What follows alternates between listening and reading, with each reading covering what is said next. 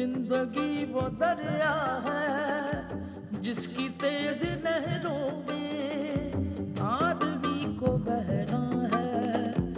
आने जाने वाले सब मौसमों में रहना है, मौसमों में रहना है। वक्त की हथेली पर आसमान ने जो लिखा टालना नजर चाहे फिर भी टल नहीं सकता। दूसरा कोई भी हो आदमी की किस्मत का रुख बदल नहीं सकता, साथ चल नहीं सकता। जिंदगी वो दरिया है, कहीं गुल खुशबू जुगनू, कहीं दिल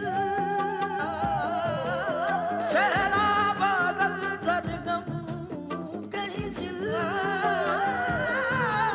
और कहीं पे है चट्टान इंसान, चट्टान चट्टान।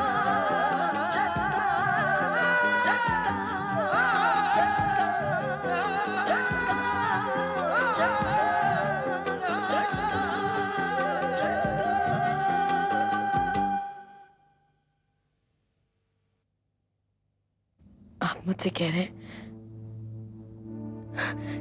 कि राहुल ने आपसे 10 लाख दिरहम लिए? क्या हुआ करुणा को? जिस दिन वो आपसे मिलने आई थी उसी दिन उसका ट्रक एक्सीडेंट हो गया। शमशेर राज, जिस पर भी तुम्हारा साया पड़ता है ना उसका जीवन तबाह हो जाता है। अगर इस वक्त हम अपनी बहन से मिलने नहीं आए होते तो हम तुम्हें तुम्हारी बदतमीजी का जवाब जरूर देते। मैं सिर्फ इतना जानती हूँ कि जो कुछ तुम्हें कहा गया है वो सच नहीं है। बाबूजी, मुझे सिर्फ एक दिन का समय दीजिए, सिर्फ एक दिन का। मैं ये सारा किस्सा ही खत्म कर दूंगा।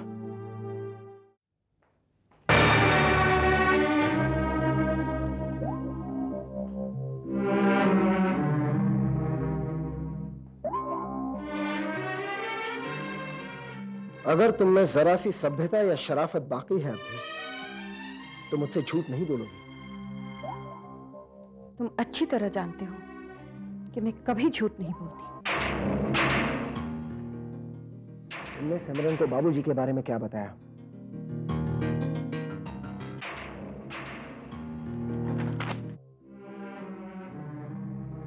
बोलती क्यों नहीं? जवाब क्यों नहीं देती? मैं राहुल की बेगुनाही साबित कर रही थी।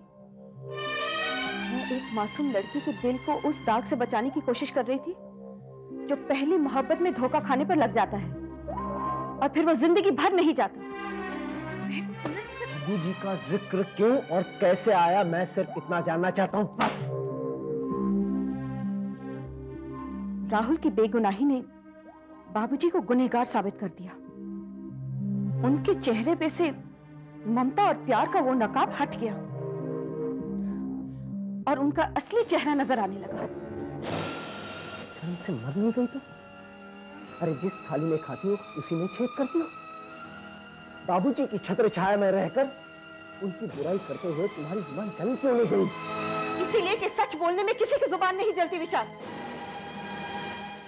और सच तो ये है कि बाबूजी ने अपनी खुशी के मंदिर में हम सबको कुर्बान किया है।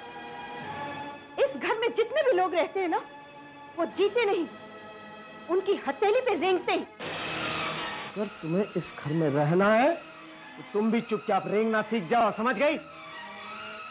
और अगर मैं इससे इनकार करूं तो तुम्हें ये घर छोड़ देना पड़ेगा अभी, इसी वक्त।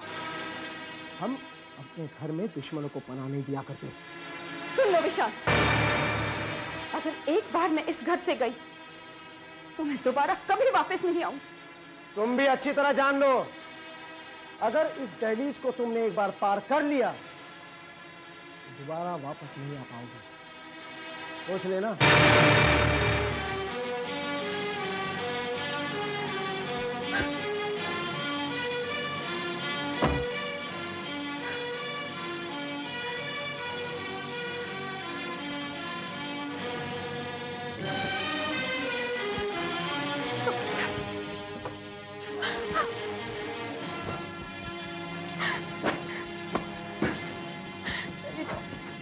कभी वापस नहीं आऊंगी। दिखा दो।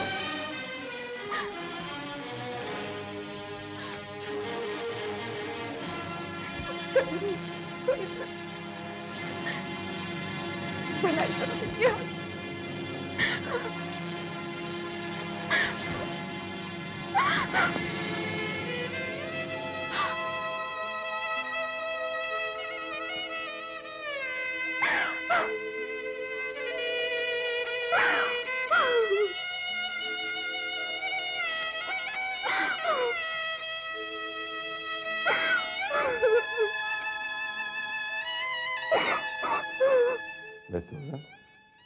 अपना घर बार छोड़कर जो यहाँ आता है वो क्यों आता है?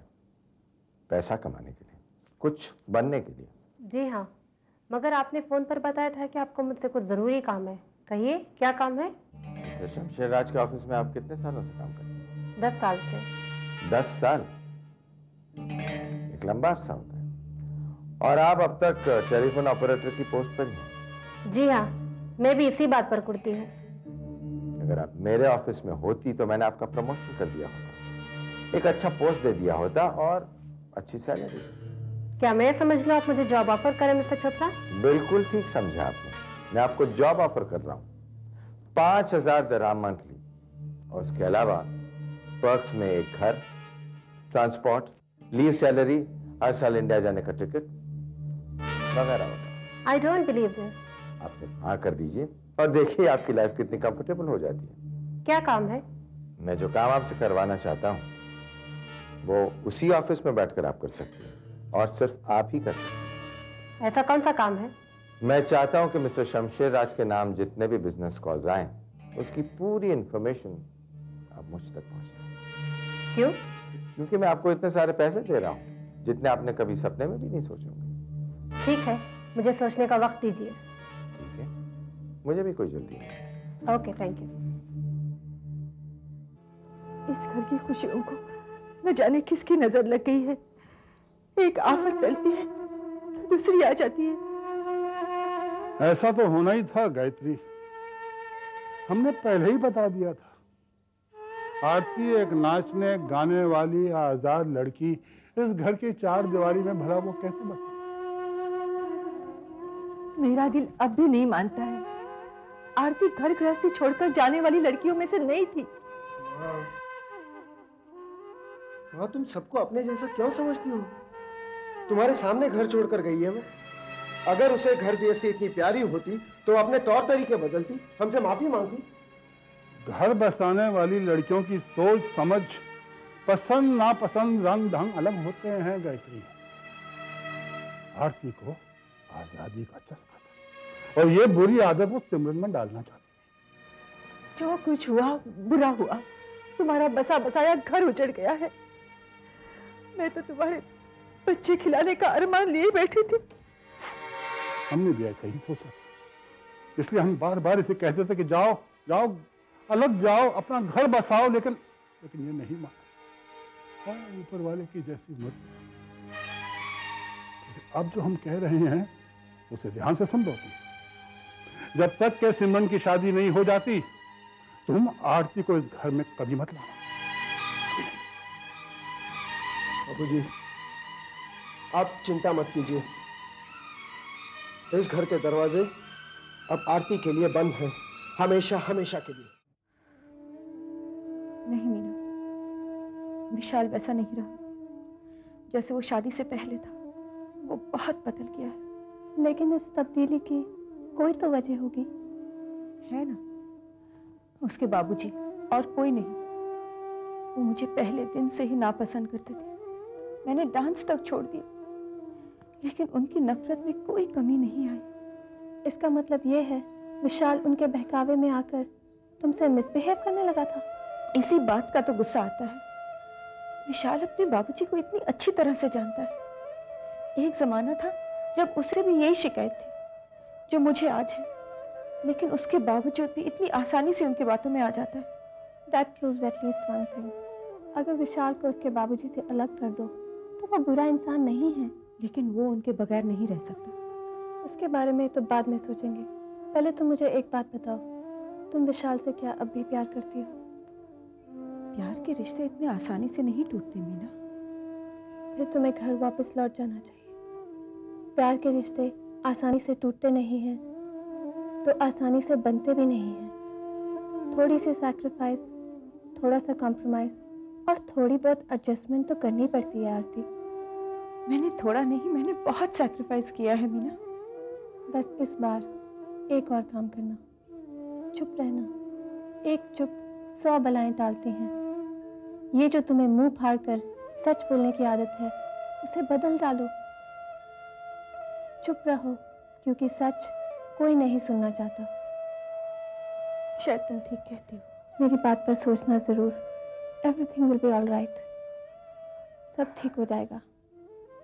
मुझे अब जाना है, मैं तुम्हें फोन करूंगी। ओके?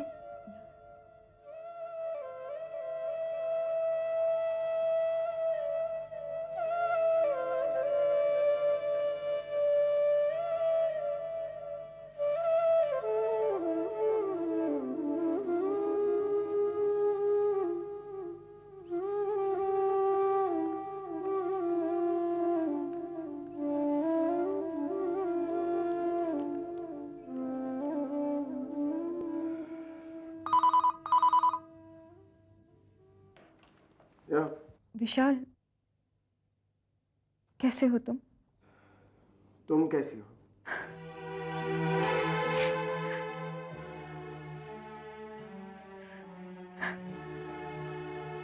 तुम रो रही हो?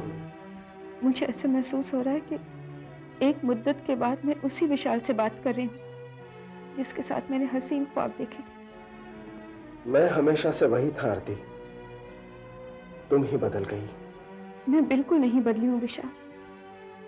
मैं अब भी तुम्हें उसी शिद्दत से प्यार करती हूँ जिसने कभी तुम्हें दीवाना बनाया था। वो दीवानगी अब भी बाकी है आरती। फिर ये कैसी दूरियां हैं विशाल? ये कैसा तनाव है जो हमारे बीच फासले बढ़ाता जा रहा है?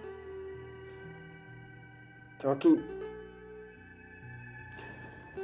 जीवन में मोहब्बत के अलावा कुछ समझौतों और एडजस्टमेंट्स की जरूरत भी पड़ती है आरती। ये तुम क्या कह रहे हो विशाल? मेरी एडजस्टमेंट में कोई कमी रह गई थी? मैंने तो अपने जीवन की साधना त्याग दी थी। मैंने अपना डांस छोड़ दिया था ताकि मेरी गृहस्थी बनी रहे। मानता हूं, सब कुछ मानता हूं, लेकिन सिमरन का साथ देकर तुमने बहुत बड़ी गलती की। बाबूजी के खिलाफ उसके कान भरकर तुमने हमारे घर की बुनियादों तक को हिला दिया था। क्या हम पुरानी बातें भूलकर फिर से शुरुआत कर सकते हैं? मैं घर वापस आना चाहती हूँ। बेशक तुम आ सकती हो, लेकिन सिमरन की शादी हो जाने के बाद। क्या? बाबूजी हरगिज नहीं चाहते कि तुम सिमरन से फिर कभी मिलो।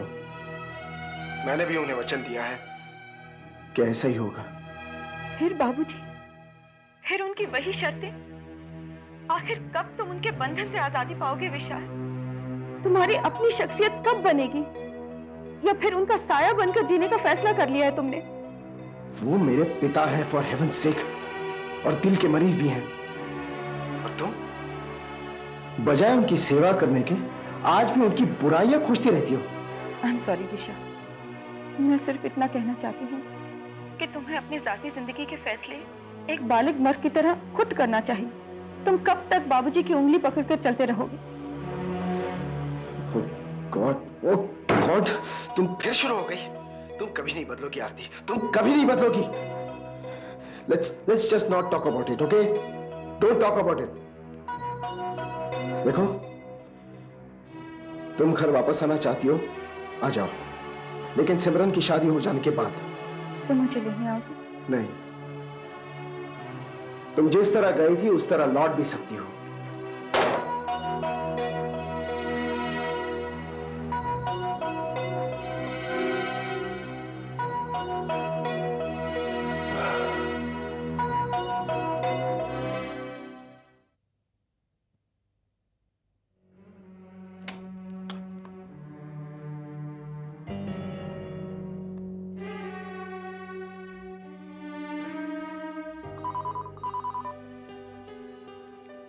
Hello, Kamal Chopra speaking. Good morning sir, मेरे पास एक इंफॉर्मेशन है, लेकिन बिजनेस की नहीं, मिस्टर विशाल राज और उनकी वाइफ के बारे में है।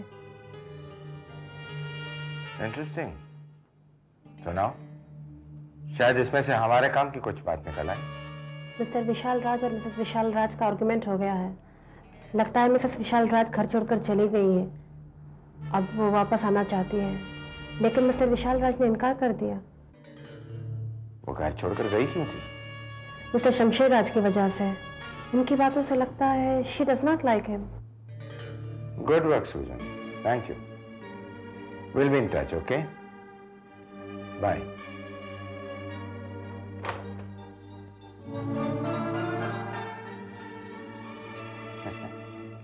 और यार, जब वो वापस आना चाहती है तो तू जाके उसे लाता क्यों नहीं है?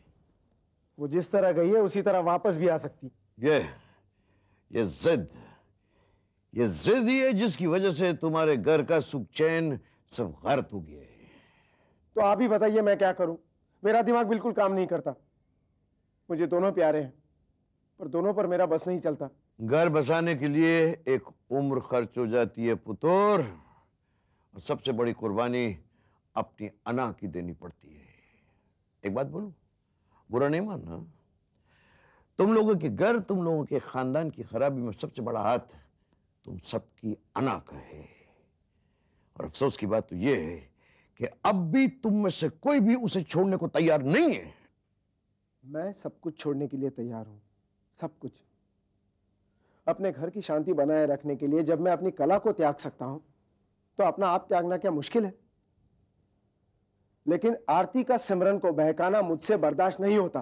तो ठीक है, मैं शमशेर से और आरती से दोनों से बात करेगा और उनसे कह देगा कि अब वक्त आ गया है कि सब साथ मिलकर बैठे और अपने अपने गिले शिकवे दूर कर लें। चाचू, मुझे पूरा यकीन है दोनों में से कोई भी इस बात के लिए राजी नहीं होगा। और यारा, मुझे कोशिश तो करने दे ना। इंसान का फर्ज है कोशिश करना, और कर भी कह सकता है। अब उसका फल देना ये तो ऊपर वाले के हाथ में है ना। और मुझे पूरा यकीन है कि आरती अपने शौहर के लिए और अपनी घर गृहस्थी की खुशहाली के लिए समझौता करने पर राजी हो जाएगी। हाँ,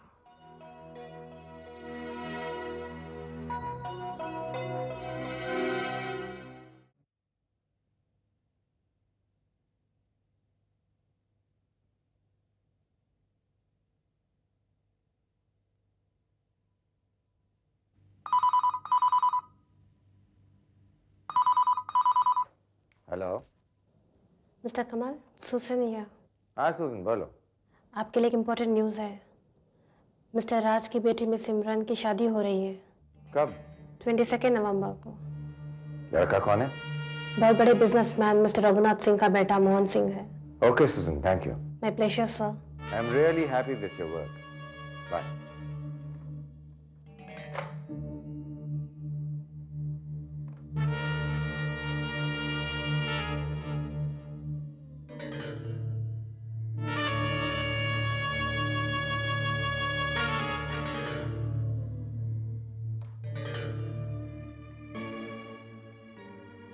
हेलो सुमित, जल्दी अंदर आ जाओ मेरे कैबिन में।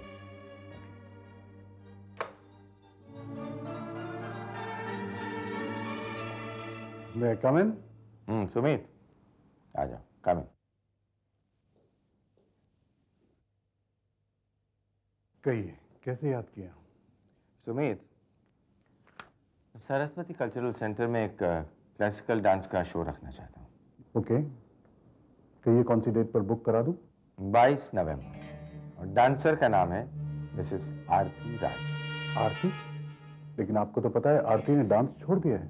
सही सुना है तुमने। तो फिर? इसीलिए तो तुम्हें बुलाया है। तुम वहां जाओगे, उसे मनाओगे, और ठीक 22 नवंबर की रात को मिसेस आरती राज नाचेगी। 22 को ही क्यों? उस रात एक ऐसी क्षमा चलेगी जो हमारे दिल के सारे अंधेरों को रोशन करेगी। आपने गलत सुना है मिस्टर सुमित। डांस दोबारा शुरू करने का मेरा कोई इरादा नहीं। मैं तो बस ये जानता हूँ आरती जी कि एक बार सरस्वती का साया किसी कलाकार पर पड़ गया तो फिर वो मरते दम तक अपनी कला के साथ बेवफाई नहीं कर सकता। आपने बिल्कुल सही कहा मिस्टर सुमित, लेकिन जिंदगी में कई ऐसे मकाम आते हैं जब वफादारियां बट जाती हैं। Not with your art. Art के साथ आपकी वफादारी कभी नहीं बढ़ सकती आरती जी। आपके पास मेरी हर बात का जवाब है, लेकिन इस बहस का कोई फायदा नहीं, सिर्फ हमारा वक्त जाया होगा। तो आपका ये फैसला अटल है? Yes, I am sorry mister Sumit. ठीक है, मैं आपसे हाँ सुनने के लिए इंतजार करूंगा। आप मेरे प्रपोजल पर गौर कीजिएगा। ओके, ठीक है।